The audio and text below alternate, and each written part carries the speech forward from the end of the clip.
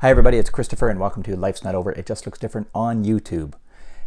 This is the first video from the new place and I'm super excited. We've still got a few boxes to be unpacked and we're still getting things organized, but it is nice to be able to shoot this video in the new environment, which kind of leads me into what I was going to talk about on today's video, because when you move into a new place, you got to figure out where to put everything. Where's the best spot for it? How do you want to organize the place? One of the first rules of living with vision loss is put stuff back where you found it so you know where to find it the next time. But when you're in a new place, there wasn't a previous time to, refer back to that, oh yeah, it always goes here. So it's a bit of a learning curve. And for me, as a guy with sight loss, that also becomes quite the memory game, because you start organizing things and putting it in what seems like logical places, and they probably are in the long run.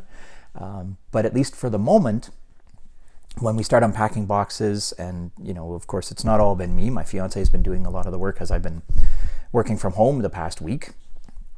She's been unpacking things, but she has been absolutely fabulous at when she gets things like the kitchen organized. She had me come to the kitchen and she said, okay, so here's where I put the plates, here's where I put the bowls and the cups, and here's where all the things are. You'll find this in this drawer, you'll find that in that drawer. We haven't labeled them yet because I'm hoping not to need that. We're going to label a few things probably in storage. That'll be a little bit easier for where to find certain things, but in the kitchen and stuff, it's not really necessary.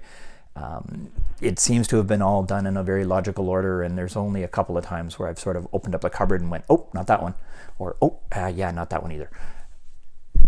It'll get there. It's just part of the learning process when you move into a new place. There's a lot of stuff to unpack yet, and so stuff still has to find a home, but it's going to be really worth it, and I'm really excited about it, because it's just going to be a fabulous place that is ours and that we plan to stay in for quite some time. Then comes the next adventure, and the next adventure is venturing out of the house. So we're in a townhouse condo. It's a nice complex, multiple buildings, and so when I get out, I'm going to have to start finding my way around, and I'm going to need my monocular a lot to see signage on the different buildings around us, signage on the street signs, to know where I'm going and what's around me. Just yesterday, in fact, I asked my fiance, who knows this area much better than I do. She used to live in this area. So I asked her, where's the nearest convenience store? And she said, oh, it's just up the road. And I looked on my phone on the GPS and it said it was only 150 meters away, which is only about a city block. So it's like, oh, okay, well, that can't be too hard to find. But she came out with me anyway to make sure that I didn't get lost, which I greatly appreciated. And in fact, we found a shortcut that she said she didn't even know existed. So we took said shortcut, and I think it's actually going to make it really easy to get there. I might have to try it another couple of times on my own just to really make sure that I've got the path and got it memorized and figured out where my landmarks are. This is where my orientational mobility comes in, finding my own landmarks. And I'm going to try to get all of this figured out so that I can not only be comfortable in our new home with where everything is, but also be comfortable in the new environment. And as much as it's a little bit, there's a bit of nerves in exploring a new neighborhood. There's always a bit of hesitation when you're exploring a new place and you don't want to get lost, and you don't want to, you just don't want to get lost and sort of feel really silly that it turns out, if you just turn the corner the other way, there's home.